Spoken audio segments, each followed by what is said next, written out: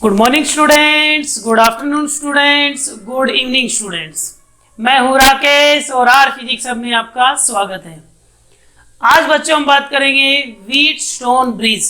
हाँ बच्चों, आप बिल्कुल सही सुन रहे हैं। आज हम बात करने वाले हैं व्हीटस्टोन ब्रिज की बात करेंगे। अगर बच्चों आपने मेरे प्रीवियस लेक्चर नहीं देखे हैं तो आप मेरे चैनल पे जाके मेरे प्रीवियस लेक्चर भी देख सकते हैं। मेरा चैनल है आर फिजिक्स सब। कॉन्सेप्ट को अच्छी तरह से समझने के लिए वीडियो को एंड तक देखें। अगर आपने मेरा चैनल सब्सक्राइब नहीं किया है तो प्लीज इसे सब्सक्राइब करें, लाइक करें एंड शेयर करें। तो आज बच्चों हम स्टार्ट करने वाले हैं Wheatstone bridge. Most important topic है।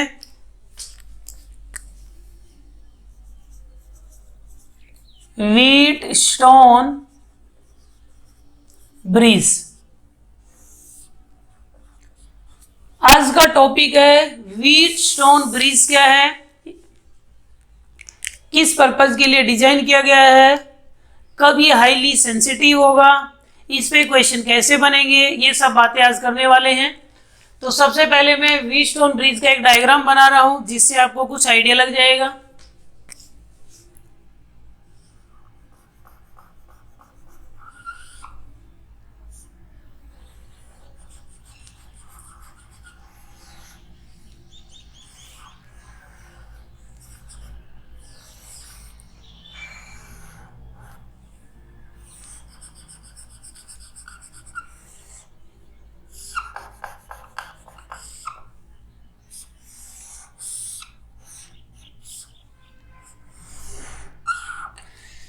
ये बच्चों आपका व्हीटस्टोन ब्रिज का डायग्राम है। इसमें कुछ रजिस्टर होंगे जैसे P, Q, R, S। इसमें 4 रजिस्टर हैं। एक गैल्वेनोमीटर है, गैल्वेनोमीटर का भी रेजिस्टेंस G है। कुल मिला के 5 रजिस्टर हो गए और ये 5 रजिस्टर एक ब्रिज लाइक स्ट्रक्चर में अरेंज है। ऐसे अरेंज है जैसे ब्रिज बना हुआ है, इसलिए इसका नाम है ब्रिज। और व्हीटस्टोन ये एक साइंटिस्ट का नेम है, इसलिए बोल दिया गया है व्हीटस्टोन ब्रिज। तो ब्रिज क्लियर हुआ। इसमें बच्चों ये वाला जो रेजिस्टेंस है R, ये वेरिएबल है, ये फिक्स है, ये भी फिक्स है, ये वेरिएबल है। S आपका अननोन है।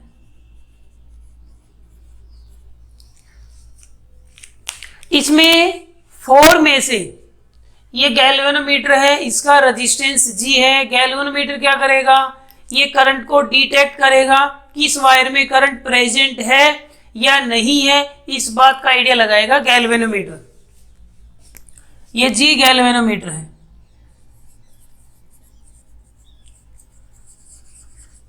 ठीक है, ये बैटरी है,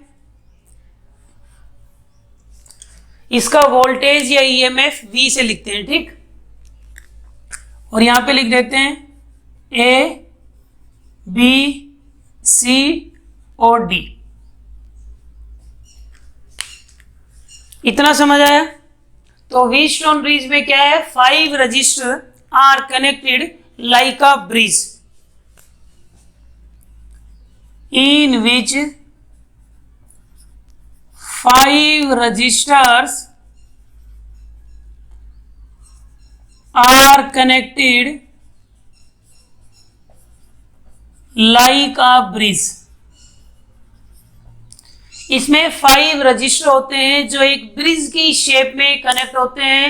आपको बच्चों दिख भी रहा होगा कि एक ब्रिज की तरह बना हुआ है अरेंजमेंट। ठीक है, P, Q, R, S ये 4 रजिस्टर है और एक रजिस्टर ये गैल्वेनोमीटर का भी हो जाएगा क्योंकि गैल्वेनोमीटर का भी रेजिस्टेंस है जिसको मैंने G से डिनोट किया है। अब आप सोच रहे होंगे सर ऐसा अरेंजमेंट बना के हमें क्या मिलने वाला है, क्या मिलेगा हमें ऐसी अरेंजमेंट से, क्यों बनाया ये अरेंजमेंट हमने। तो बच्चों ये वाला जो अरेंजमेंट है ये अननोन रेजिस्टेंस कैलकुलेट करने के लिए यूज करेंगे। आपके पास ये 4 रजिस्टर है P, Q, R, S। एक गैल्वेनोमीटर का भी रेजिस्टेंस है। तो 4 में से 3 तो आपके पास नोन है, एस का वैल्यू आपको नहीं पता है, तो एस का वैल्यू कैलकुलेट कर सकते हैं। इसका पर्पज है टू डिटरमाइन अननोन रेजिस्टेंस। तो क्या पर्पज है? It is use to determine unknown resistance.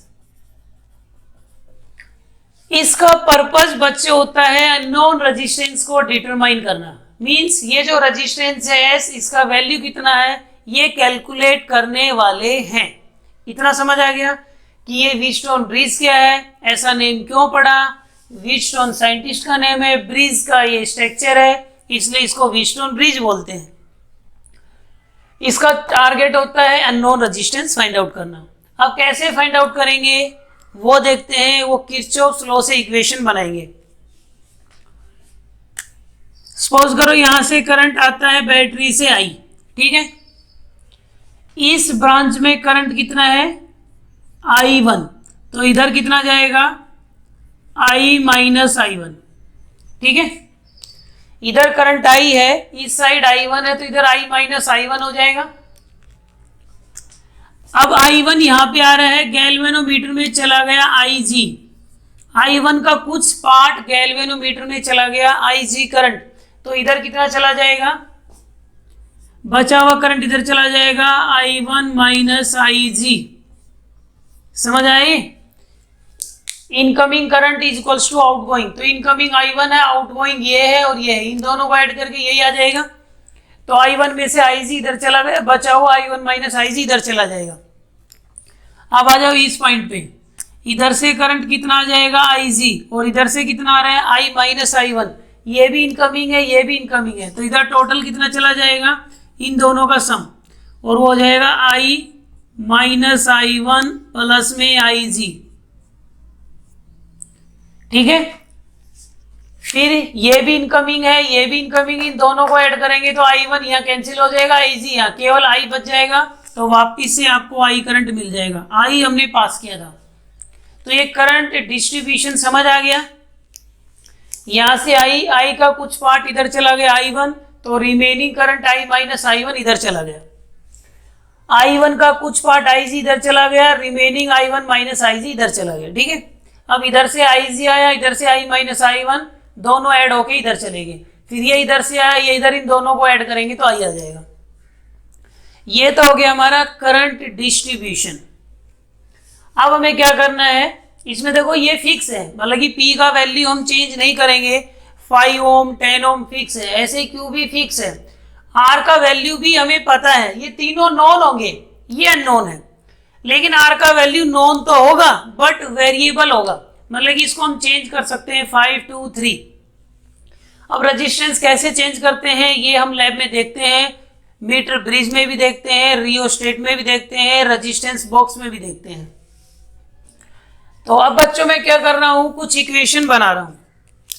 तो करंट फ्लो करेगा हाई से लो, प्लस से माइनस, ऐसे फ्लो करेगा हाई से लो प्लस से माइनस, इधर ऐसे फ्लो करेगा हाई से लो, इसमें ऐसे हाई से लो, और इसमें ऐसे फ्लो करेगा हाई से लो।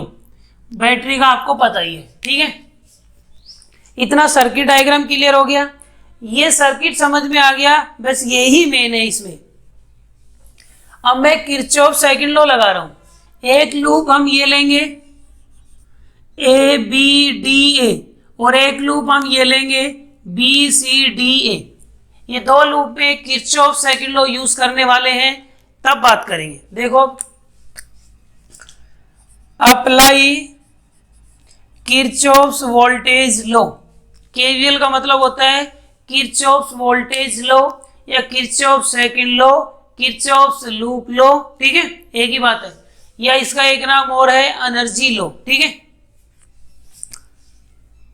तो केवीएल अप्लाई कर रहे हैं इन ABDA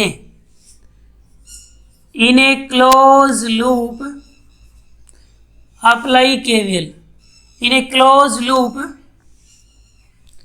ABDA, ठीक है। ए बी डी ए, ये हो गया ए बी डी ए। ठीक, अप्लाई करो। यहां से स्टार्ट करेंगे, final sign minus I into R, तो हो जाएगा minus I1 into P. P यहाँ पे आर का काम कर रहा है, रेजिस्टेंस है। फिर बी से जाएंगे डी पे, final sign minus I into R. I कितना है, आई जी, और आर कितना है, जी। तो minus I into R, I G into G. फिर हम आ जाएंगे ए बी डी, वापिस ए पे, पहले माइनस, फाइनल साइन है plus, plus I into R. I कितना है, आई माइनस I1 इंटू में आर, आर का वैल्यू आर है, इज इक्वल्स टू 0। ये इक्वेशन 1 है। इतना समझ आ गया। अब ऐसे ही मैं किरचॉफ सेकंड लॉ यूज कर रहा हूं in a close loop B C D B. In a close loop B C D B, B C D B, जहां से स्टार्ट करना है बच्चों वहीं पे वापिस भी आना है, क्योंकि हमें लूप क्लोज करना है। ठीक है, बी सी डी बी। अब बी से स्टार्ट करेंगे, final sign minus I into R, minus I कितना है, I1 minus I G, into में आर कितना है, क्यू। फिर हम जाएंगे सी से डी, फाइनल साइन क्या है, positive, I into R, I into R, I minus I1 plus में आई जी इंटू में एस। और उसके बाद जाएंगे डी से बी, फाइनल साइन है पॉजिटिव, आई इंटू आर।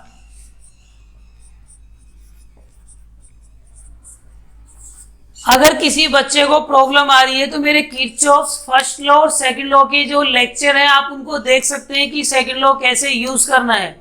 उसके बाद कोई प्रॉब्लम नहीं आएगी, क्योंकि फाइनल साइन यूज करना है। और साइन कैसे बनाने हैं, current always flow from high potential to low, plus से माइनस, हाई से लो, हाई से लो, हाई से लो, हाई से लो। करंट की डायरेक्शन के बेस पे प्लस माइनस बनाए मैंने। अब ये दो इक्वेशन हो गई।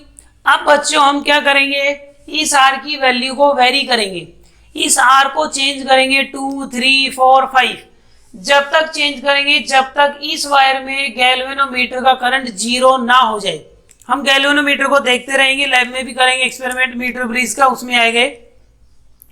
तो हम आर को वेरी करते रहेंगे, तो एक सिचुएशन आएगी जब गैल्वेनोमीटर 0 डिफ्लेक्शन दिखाएगा, मतलब कि आर का एक ऐसा वैल्यू होगा जहां पे इसमें करंट 0 हो जाएगा। उस कंडीशन को बोलेंगे balancing condition of Wheatstone bridge. तो हम क्या करेंगे, we will vary value of R until, कब तक, जब तक, कब तक, value of R until galvanometer shows 0 deflection, until galvanometer shows 0 deflection, जब तक हम आर को वेरी करेंगे। तो 0 डिफ्लेक्शन दिखाएगा तो Ig का वैल्यू 0 हो जाएगा। जब गैल्वेनोमीटर 0 डिफ्लेक्शन दिखाएगा बच्चों, इसका मतलब ये हुआ इस वायर में कोई करंट नहीं आ रहा है। और जब इस वायर में कोई करंट नहीं आ रहा है मतलब कि Ig 0 हो गया। और जब Ig 0 हो गया, इस कंडीशन को ही बोलेंगे balancing condition of Wheatstone bridge. This condition is known as balancing condition of Wheatstone bridge. इसको बोलेंगे balancing condition of Wheatstone bridge. मतलब कि जब, अब ये समझ लो न्यूमेरिकल में 5 रजिस्टर होंगे, 5 रजिस्टर में से मिडल वायर में कोई करंट नहीं जाएगा, तो समझ लेना व्हीटस्टोन ब्रिज बैलेंस हो गया। और जब ये बैलेंस होगा उस टाइम क्या इक्वेशन निकल के आएगी, क्या सिचुएशन होगी, क्या रिजल्ट होगा, क्या कंडीशन होगी, ये देखने वाले हैं। तो Ig को पुट कर दो 1 और 2 में 0, put Ig is equals to 0 in equation 1 and 2। 1 और 2 में Ig को 0 पुट कर रहा हूं और आप खेल को समझे। अब खेल खेला जा रहा है बच्चों। Ig को 0 पुट करेंगे, ये बच जाएगा -I1P। Ig को 0 पुट करेंगे, ये 0 हो जाएगा, नहीं लिखेंगे। फिर ये बच जाएगा प्लस में I minus I1 R is equals to 0। ये वैल्यू उधर जाके प्लस हो जाएगी, ठीक है। तो ये इधर आ जाएगा, तो I1P उधर जाके प्लस हो गया और ये इधर ही रहा। ये इक्वेशन हो गई 3। आप यहां तक बच्चों समझ आ रहे हैं ना। Ig को 0 पुट कर देंगे तो ये 2 टर्म बच जाएंगी जो मैंने लिख दी। फिर ये इधर जाके प्लस हो जाएगा, ये इधर ही रहा, ठीक है। अब Ig को सेकंड इक्वेशन में 0 पुट कर दो, तो यहाँ Ig 0 पुट करेंगे तो बचेगा -I1 into Q, -I1 into Q, Ig 0 plus Ig 0 तो I minus I1 into S, I minus I1 into S, फिर Ig 0 ये 0 इज इक्वल्स टू 0। अब ये I1Q उधर जाके प्लस हो जाएगा, तो I1Q उधर चला गया और ये वैल्यू यहीं पे I minus I1 into S, ये इक्वेशन 4 आ गई। अब बच्चों 3 और 4 को डिवाइड कर दो। Divide equation 3/4। इक्वेशन 3 को 4 से डिवाइड करेंगे, क्या होगा? I1 से I1 कट जाएगा, I माइनस I1 से I माइनस I1, तो P/Q इक्वल्स टू R/S। ये कंडीशन आ जाएगी। Divide equation 3/4। 3 को 4 से डिवाइड कर रहा हूं मैं, तो I1P बाई दिस, तो I1P अपॉन में I1Q, इधर I माइनस I1 R या I माइनस I1 S, ठीक है। अब बच्चों क्या होगा? जो कट रहा है उसे काट दो, उड़ा दो इनको। P/Q is equals to R/S। ये रिजल्ट प्रूव करना आता है। व्हीटस्टोन ब्रिज की बैलेंसिंग कंडीशन क्या होगी? अब ट्रिक ये है, अगर मिडल वायर में करंट 0 है तो ये रेशियो सेम होगा, P/Q is equals to R/S। P/Q is equals to R/S। अगर रेशियो सेम है तो इसमें करंट 0 होगा मिडल वायर में। अगर मिडल वायर में करंट 0 है तो रेशियो सेम होगा। इसी कॉन्सेप्ट को मैंने रजिस्टर के कुछ क्वेश्चन में यूज किया था और मैंने कहा था बच्चों कि जब व्हीटस्टोन ब्रिज पढ़ाऊंगा तब ये कंडीशन रिमाइंड कराऊंगा। समझ गए? यहाँ करंट 0 है मिडल वायर में तो रेशियो सेम होगा, और रेशियो सेम है तो ये समझ लेना करंट 0 है। दोनों ही कंडीशन रिवर्स वैलिड है। तो ये व्हीटस्टोन ब्रिज का एक्सप्लेनेशन हो गया। अब यहाँ से आपको अननोन रेजिस्टेंस निकालना है S। P का वैल्यू नोन है, Q भी नोन है, R भी नोन है, तो यहाँ से S सोल्व हो जाएगा। तो S का वैल्यू कितना आ जाएगा? RQ अपॉन में P। तो अननोन रेजिस्टेंस कैलकुलेट हो जाएगा, क्योंकि ये तीनों ही रेजिस्टेंस नोन है। R वेरिएबल जरूर है लेकिन नोन होगा, हमें पता होगा इन तीनों की वैल्यू नोन है, RS कैलकुलेट हो जाएगा। तो व्हीटस्टोन ब्रिज से अननोन रेजिस्टेंस कैलकुलेट कर सकते हैं। अब बच्चों, अब आपसे सवाल पूछेगा कि ये हाईली सेंसिटिव कब होगा, तो मैं नोट डलवा रहा हूं। नोट भी बहुत इंपॉर्टेंट है। नोट में क्या करना है बच्चों? कई बार सवाल आएगा कि गैल्वेनोमीटर और बैटरी की पोजीशन इंटरचेंज कर दें, मतलब कि यहां बैटरी लगा दूं, यहां गैल्वेनोमीटर लगा दूं, तो बैलेंसिंग कंडीशन पे क्या इफेक्ट होगा? कोई इफेक्ट नहीं होगा। 1 मिनट के लिए मान लो यहाँ पे बैटरी है और 1 मिनट के लिए मान लो यहाँ गैल्वेनोमीटर है, ठीक है। तो हम तो गैल्वेनोमीटर के रेस्पेक्ट में रेशियो देख रहे हैं। हम ये देख रहे थे यहाँ गैल्वेनोमीटर है तो ये अपॉन में ये इज इक्वल्स टू ये अपॉन में ये, ऐसे कर रहे थे। अब गैल्वेनोमीटर आ गया A और C के बीच में, तो गैल्वेनोमीटर A और C के बीच में आ गया, तो हम देखेंगे R/P।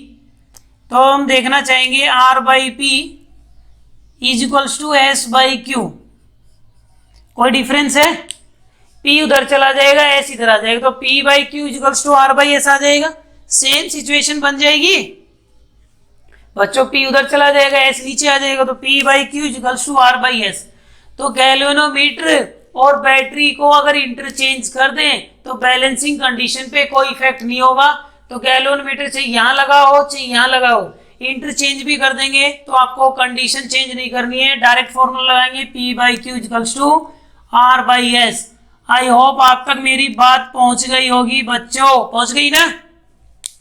तो हमें क्या समझ में आ गया? When we interchange position of battery and galvanometer, when we interchange position of battery and galvanometer, then there is a no effect, then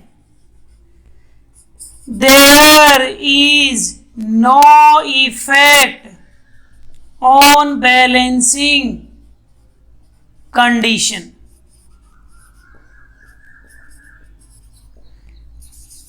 तो बैलेंसिंग कंडीशन पे बच्चों कोई इफेक्ट होने वाला नहीं है। बहुत खुशी की बात है, मजा आ गया मुझे तो बहुत, आपको भी आ गया? कई बार बच्चे डर जाएंगे कि सर ने गैल्वेनोमीटर यहाँ लगाया था और एग्जाम में यहाँ गया। डरने की बात नहीं है, वैसे ही ट्रीट करना है जैसे अब किया है। दूसरा ये कहेगा ये हाईली सेंसिटिव कब होगा? हाईली सेंसिटिव का मतलब ये छोटी से छोटी वैल्यू भी एक्यूरेटली मेजर कब करेगा?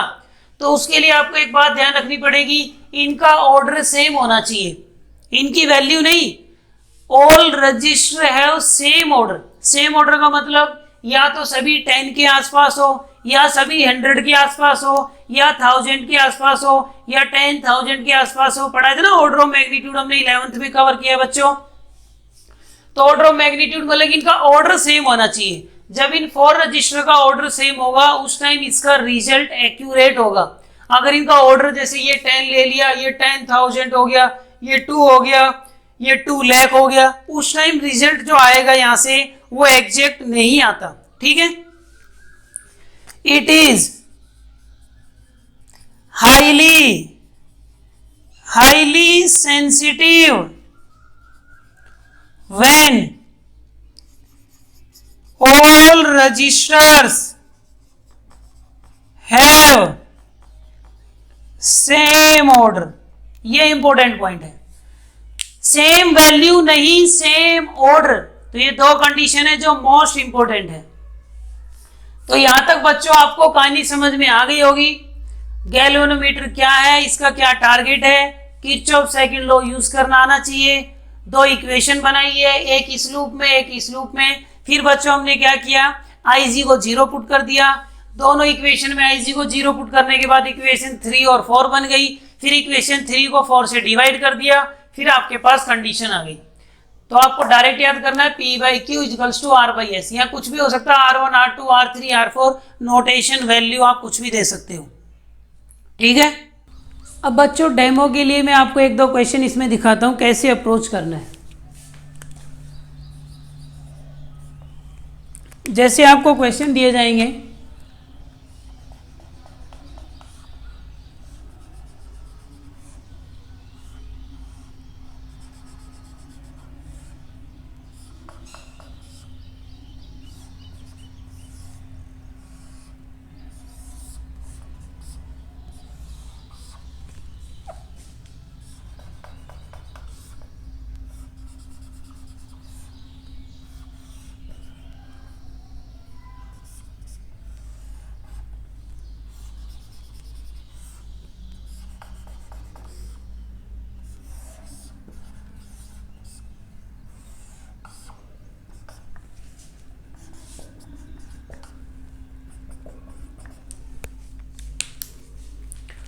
ये क्वेश्चन है। ठीक है,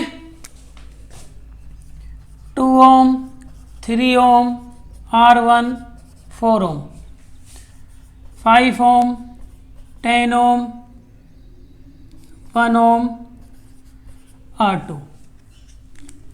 ये CBSE में भी ऐसा क्वेश्चन एक बार आया हुआ है। आपको R1 R2 का रेशियो कैलकुलेट करना है और कंडीशन ये है गैल्वेनोमीटर में जो करंट है वो जीरो है। Determine R1 by R2 when Ig is equals to zero.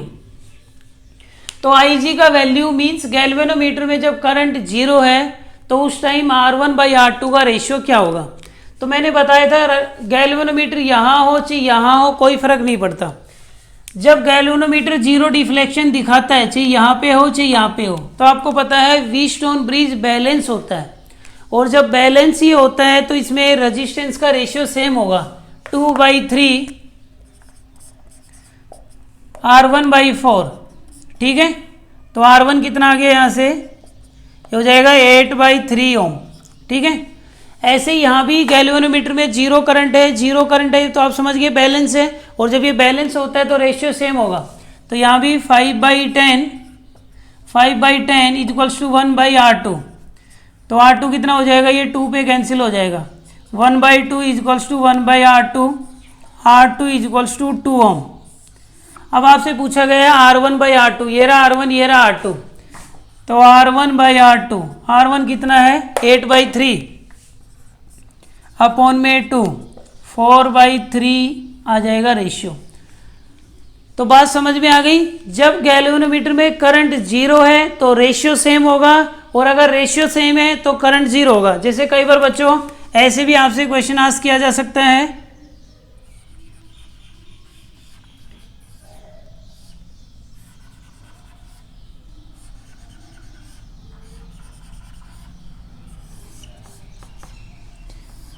आपसे ऐसे भी क्वेश्चन पूछ लेगा कि ये 5 ओम है और ये 10 ओम है। ठीक है, ये 50 ओम है और ये 100 ओम है और ये 20 वोल्ट है।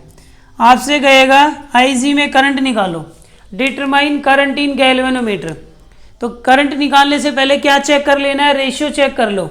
रेशियो 5/10 कितना आ गया, 5/10 का रेशियो 1/2 आ गया, और 50/100 भी कितना आ गया, ये भी 1/2 आ गया। रेशियो सेम आ गया। इनका रेशियो और इनका रेशियो अगर सेम आ जाता है तो आपको पता है कि यहाँ Ig में कोई करंट फ्लो नहीं करेगा। तो जब Ig में करंट जीरो है, कहने का मतलब है मिडल वायर में करंट जीरो है तो रेशियो सेम होगा, और रेशियो सेम है तो मिडल वायर में करंट जीरो होगा।